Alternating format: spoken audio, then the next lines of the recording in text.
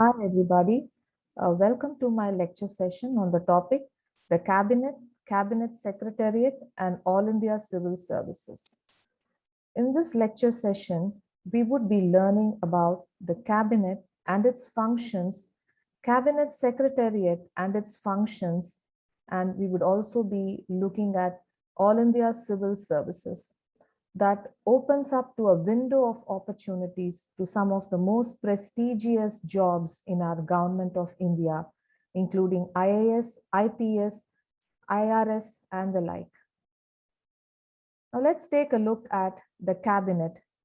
The cabinet is actually a body of high-ranking state officials. The members of the cabinet are called ministers or secretaries. The cabinet in our government of India comprises of the Prime Minister and his Council of Ministers. As of the year 2021, the Council of Ministers consists of 30 cabinet ministers, 2 ministers of state by independent charge, and around 45 ministers of state. The cabinet is the supreme directing authority which coordinates and controls the whole of the executive government of the union and integrates and guides the work of the parliament. Some of the major functions of the cabinet are: it is a policy formulating body. It decides for national and international problems facing the country. The cabinet plans the legislative program at the beginning of each session of the parliament. The essential function of the cabinet is to coordinate and guide the functions of the several ministries and departments of the government of India. The cabinet is responsible for the whole expenditure of the state and also for raising necessary revenues to meet it. Even though the president makes a large number of appointments, like the judges of the Supreme Court, Chief Justice, and the like, most of these appointments are actually made on the recommendation of the cabinet. Now let's take a look at the Cabinet Secretariat and its functions. The Cabinet Secretariat stands for the complex of departments or ministries whose administrative heads are designated as secretaries and whose political heads are ministers. Some of their major functions are framing legislation, rules, and principles of procedure, assisting the minister in the discharge of his policy making and parliamentary functions, sectoral planning, program formulation, budgeting and control of expenditure, securing administrative and financial approval for the various operational programs, supervision and control over the execution of policies and programs by the executive departments, taking steps to develop greater personal and organizational competence within the ministry or department and its executive agencies, assisting in increasing coordination at the central level. Overall, we can see that the Cabinet Secretariat plays a very important role in the administration of the government, and it works towards the smooth transaction of business in the government departments and ministries. Now let's take a look at All India Civil Services. As I had already mentioned, the All India Civil Services opens up to a window of opportunities, some of the most prestigious job opportunities in our government of India, namely IAS, Indian Administrative Service, IPS, Indian Police Service, and IFS, Indian Forest Service. The main feature of the All India services is that candidates selected for these civil services are recruited by the center, the federal polity. However, they are accountable to serve both under the state and the center. The officers of these 3 civil services, they act in accordance with the All India Civil Services rules. Now, for a candidate to enter into the All India Civil Services, must clear the UPSC, Union Public Service Commission, civil services examination. Now let's take a look at the powers, purpose, and responsibility of All India Civil Services. The power, purpose, and responsibilities of these All India services is described in the All India Services Act of the year 1951, which authorizes the Government of India in consultation with the state governments to make guidelines and procedures for the service conditions and recruitment of the people appointed to All India services. The All India Service Rules 1968 governs the All India services, which specifies the code of conduct for the civil servant overall. Now, when you look at the responsibilities of All India Civil Services, we see that their responsibilities varies as we move up the hierarchy from the junior civil servant officer to the senior civil servant. See, when they are placed at the district level, their responsibilities are related to matters of the district and all affairs of development. When they are placed at the divisional level, the job is related to law and order. And when they are placed at the state and central levels, they play a very important role in the framing of policy. In the case of the All India Civil Services, candidates will have to take up the UPSC examination, as I had mentioned earlier, and this examination has 3 phases. In the phase 1, the candidates will have to take 2 tests, both are objective. One is the General Studies Paper 1 and the other is General Studies Paper 2. In phase 2, the candidates, that is called as the main examination, mains. This is basically an essay type of test. And phase 3, it is the personality test, which is an interview, a personal interview. Now, candidates, we can see that a successful candidate will have to sit for nearly 32 hours of examination to complete his journey in this All India Civil Services examination. Now, these successful candidates are then given training for All India Civil Services. Every year, several lakhs of candidates apply.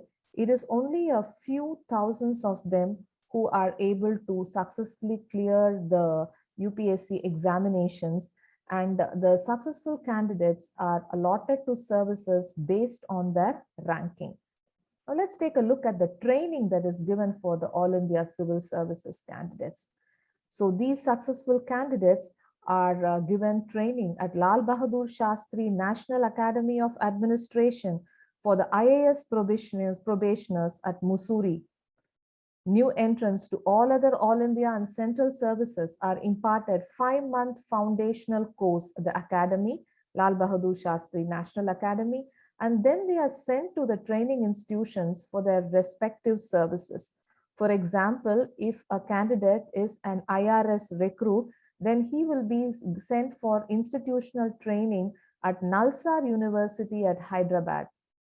And if a candidate is an IPS recruit, then he is sent to Sardar Vallabhbhai Patel National Police Academy for training at Hyderabad. And if a recruit is an Indian Forest Service recruit, then he is sent for institutional training to Indira Gandhi National Forest Academy at Dehradun. Since 1969, our Government of India has started a new type of training for the All India Services candidates called as a sandwich course. The fresh recruits to the IAS will have to undergo 2 spells of training at the academy with a gap of 1 year, which is actually utilized for giving practical training for these probationers in the states. Now, at the end of the first spell of training, they are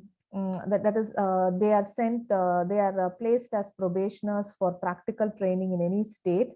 And after this, he comes back to the academy for a second spell of training. Here, the probationers have an opportunity to discuss the administrative problems that they had confronted with or they had observed during the practical training in the state. So this stage, the training is more of a problem-oriented one. The Academy also organizes short-term courses, seminars, conferences for senior officers of 15 years standing. Such courses are connected with higher problems of the government, and they deal with special subjects like social security, fiscal policy planning, interdepartmental coordination. Both technical and administrative officers are invited to attend these courses. As I told, to enter into the All India Civil Services, the examination that has to be taken is UPSC, Union Public Service Commission. Through these exams, various prestigious officers and staff are hired for many of the government jobs, like banking, RRB, apart from civil services. Now, UPSC is responsible for appointing All India Services and Group A and Group B service employees. It is an independent premier organization for the recruitment of such employees. The Union Public Service Commission was established on October 1st, 1926. Usually, UPSC is considered synonym with IAS exams. But actually, UPSC, there are around 24 civil services jobs. Now let's take a look at what these are. There are three types of civil services under UPSC. The first one is All India Civil Services, that includes IAS, IPS, and Indian Forest Service.